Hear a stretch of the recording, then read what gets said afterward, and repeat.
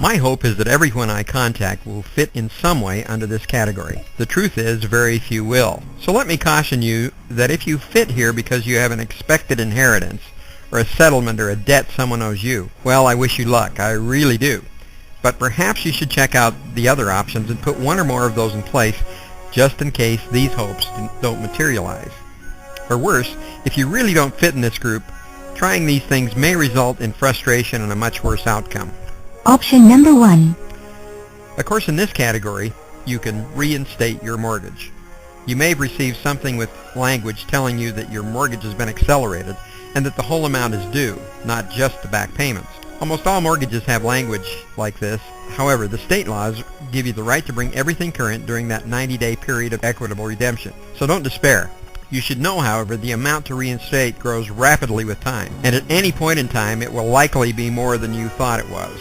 Option number 2.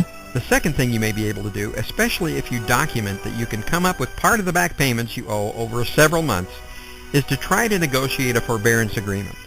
This does not usually involve lowering principal or interest amounts, and normally means an extra payment schedule for you to make up all those back payments you've not made. In my experience, these are quite rare for the lender to agree to because they know if you had trouble with your normal payment, an extra one will be even harder. Option number 3. As I mentioned earlier, if you're waiting for some future event like a judgment or a tax refund that you're counting on, you might want to seek the help of family or friends to help you get current until it arrives. If the amount is not too large and you can prove income and document the arrival of the money, you may even be able to borrow the amount needed commercially.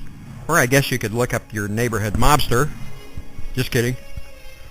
I hope you don't mind a little lightness. It's a serious subject, but these are times we need a laugh. Option number 4. This next subject is a sore one with me, but I'll try to be objective.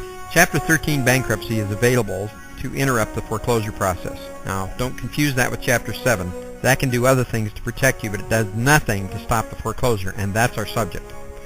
The court will stop the foreclosure and take the arrears you owe the lender and any other debts you have and let you pay them over a 3 to 5 year repayment schedule. By my observation, and I've heard it reported recently, that about 90% of the time, people that pursue this route within months lose their home anyway and wind up with a double kiss of death, both a foreclosure and a bankruptcy. Chapter 13 example. Alright, in the example, I don't think it's any stretch to say that by the time someone takes out Chapter 13 bankruptcy, they're probably like 8 payments behind on their mortgage payments. Let's assume that there's at least $10,000 in other debt like credit cards and etc. that will be added to that in the Chapter 13, making a total debt of around $21,200. If they go with the 5-year option, which I think most courts do, there is a 3-year, but say the 5-year option, which gives you the lower payment, that's $353 extra a month you have to come up with, plus an estimated amount here for a trustee fee, which is an attorney that collects the money and disperses it where it goes.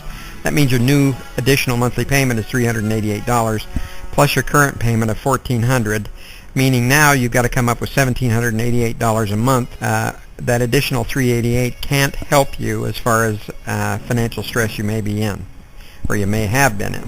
It's going to be a burden. It's going to be hard, and that's why so many fall out of this in a very short period of time and wind up losing their home anyway. Option number 5. Okay, finally, loan mods, loan modifications.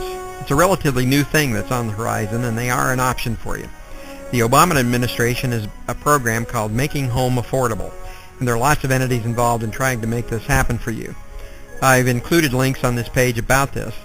I must confess that I don't know much about these, and frankly I'm a little confused by the different entities, especially attorneys, that are involved in these things. I do encourage you to get as much information as you can to make an informed decision.